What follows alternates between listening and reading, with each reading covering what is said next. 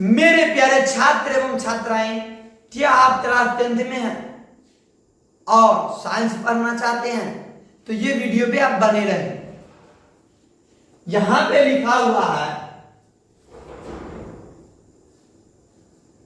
प्रकाश की परिभाषा। प्रकाश की परिभाषा क्या होता है, इसके बारे में आज हम पढ़ेंगे। प्रकाश वह कारक है जिसकी सहायता से हम वस्तुओं को देख सकते हैं, उससे हम प्रकाश कहते हैं। इसके बाद प्रकाश तरंग के रूप में विद्युत चुंबकीय एवं अनुप्रस्थ तरंग है। प्रकाश की चाल सबसे अधिक निर्वात में 3 × 10⁸ मीटर प्रति सेकंड होता है और ये होता है, और ये याद कर लेना। यहां पे एक ऑब्जेक्टिव बन रहा है, प्रकाश एक प्रकार की ऊर्जा। प्रकाश एक प्रकार की क्या है? यह एक ऊर्जा है। प्रकाश सदैव सीधा रेखा में गमन करती है। वो प्रकाश जो होता है वो एकदम सीधा रेखा में चलता है, वो कभी टेढ़ टाढ़ सांप की तरह नहीं चलता है। प्रकाश तभी भी यह दमन करता है, सदैव वो सीधा रेखा में दमन करती है। इसके आगे हम पढ़ते हैं, प्रकाश की गति को सबसे पहले ओलाउस रोमल ने मापा था। किसने मापा था? सबसे पहले ओलाउस रोमल ने मापा था। इसके बाद फिर लिखा हुआ है, सूर्य के प्रकाश को पृथ्वी तक पहुंचने में, सूर्य के प्रकाश को पृथ्वी तक पहुंचने में लगभग 8 मिनट 16 सेकंड लगता है। कितना लगता है? 8 मिनट 16 सेकंड का समय लगता है। जब सूर्योदय से जब प्रकाश वहां से चलती है और हमारे पृथ्वी पर आने में और बीच का जो समय है वो है 8 मिनट 16 सेकंड। फिर हम आगे बढ़ते हैं, प्रकाश की चाल सबसे अधिक डैश में होता है, उसके बाद द्रव में होता है और सब होता है, और सबसे तब ठोस में होता है। किसमें होता है? ठोस में होता है। फिर हम आगे बढ़ते हैं, प्रकाश की चाल ध्वनि की चाल की विपरीत होती है, क्योंकि ध्वनि सबसे तेज ठोस में चलती है। ध्वनि होता है वो क्या है? ठोस चीज में सबसे तेज में चलती है। अब हम पढ़ेंगे प्रकाश के स्रोत के बारे में। प्रकाश स्रोत किसे कहते हैं समझिए पहले। प्रकाश स्रोत हम किसे कहते हैं? जिस वस्तु से प्रकाश निकलती है, जिस वस्तु से प्रकाश निकलती है उसे प्रकाश स्रोत कहते हैं। जैसे कि प्रकाश कहां से निकलता है? सूर्य, बल्ब, लालटेन इत्यादि, यहीं से तो प्रकाश निकलती है। फिर आगे लिखा हुआ ये 2 प्रकार के होते हैं। प्रकाश कितने प्रकार के होते हैं? प्रकाश तो 2 ही प्रकार के होते हैं। पहला प्राकृतिक प्रकाश और दूसरा है मानव निर्मित। आप समझिए, प्राकृतिक किसे कहते हैं? प्राकृतिक प्रकाश सूर्य, तारा, चंद्रमा इत्यादि प्राकृतिक स्रोत है।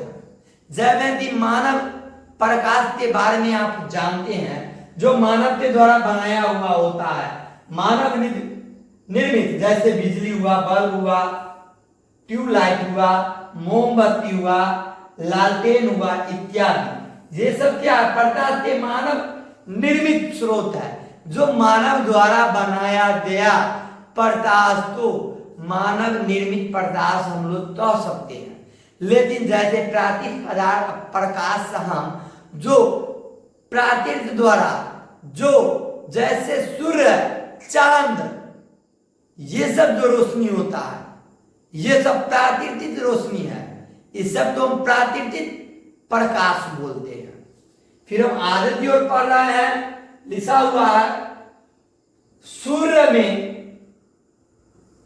पृथ्वीवासियों के लिए प्रकाश का सबसे बड़ा प्राकृतिक स्रोत है। क्या है सबसे बड़ा प्राकृतिक स्रोत है? सूर्य हम पृथ्वीवासियों से लगभग 15 करोड़ किलोमीटर दूर है। सूर्य कितना किलोमीटर लगभग दूर है? 15 करोड़ किलोमीटर दूर है। प्रकाश के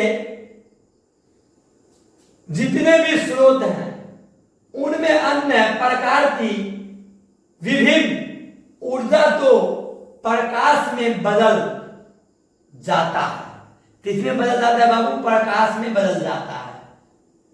लैंप, लालटेन आदि में केल्स में संचालित रासायनिक ऊर्जा को प्रकाश ऊर्जा में बदला जाता है। किसमें बदला जाता है? प्रकाश ऊर्जा में।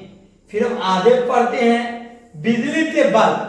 कौन सा बल्ब है? जो हम बिजली के जो बल्ब देखते हैं वो बिजली के बल्ब और टॉर्च में, टॉर्च जब हम टॉर्च मारते हैं, टॉर्च में विद्युत ऊर्जा को प्रकाश ऊर्जा में बदला जाता है। किसमें बदला जाता है? प्रकाश ऊर्जा में।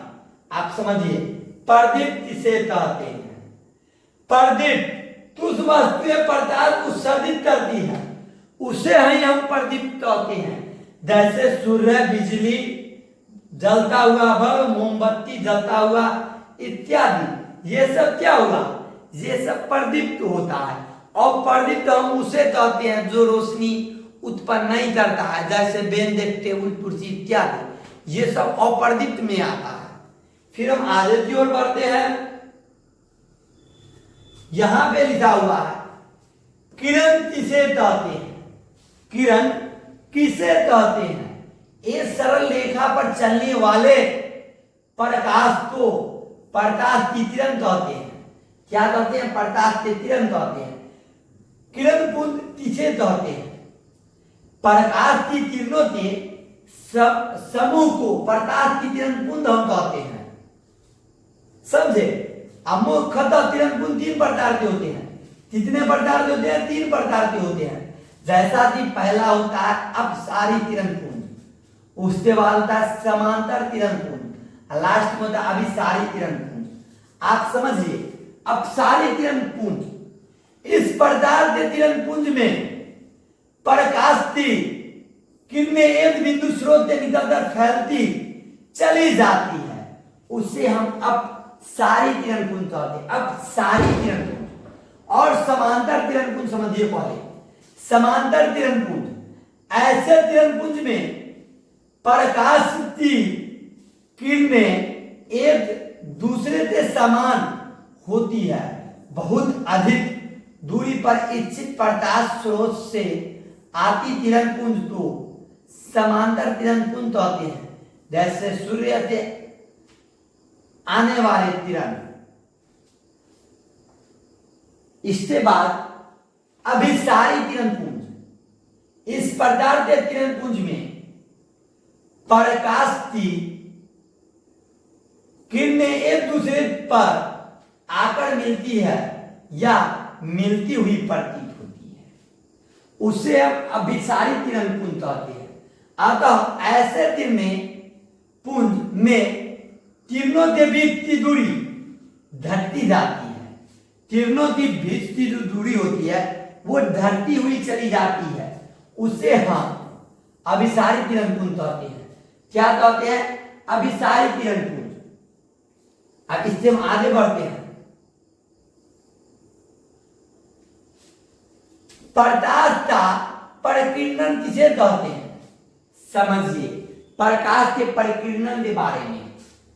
प्रकाश जब सूक्ष्म कणों पर पड़ता है तो वो कण उन पर पड़ने वाले प्रकाश कुछ ऊर्जा को अवशोषित कर फिर उसे चारों ओर वितरित करते हैं।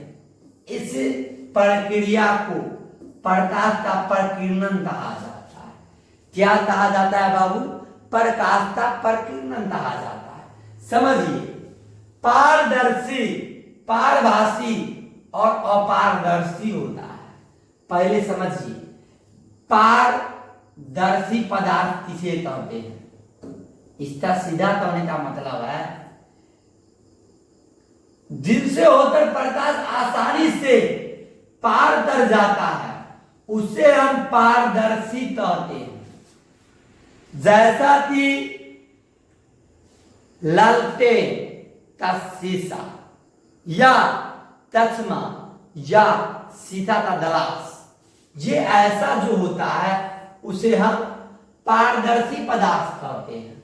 जैसे कांच, पानी, हवा इत्यादि, ये सब पारदर्शी हुआ।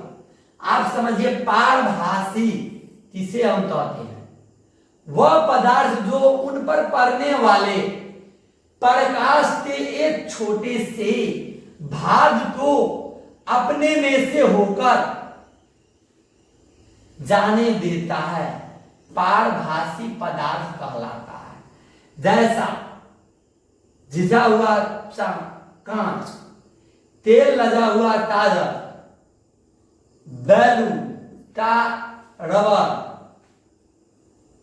आंख, तीर, परत, दूध, धना, धुआं, हल्के बादल, कुहासा इत्यादि, इससे हम पारभासी बोलते हैं। जिसमें पारभासी हम उसे बोलते हैं जिसमें प्रकाश आसानी से पार नहीं कर पाता है, थोड़ा थोड़ा ही पार कर पाता है, उसे ही हम पारभासी बोलते हैं। उसे ही हम पारभासी बोलते हैं। फिर हम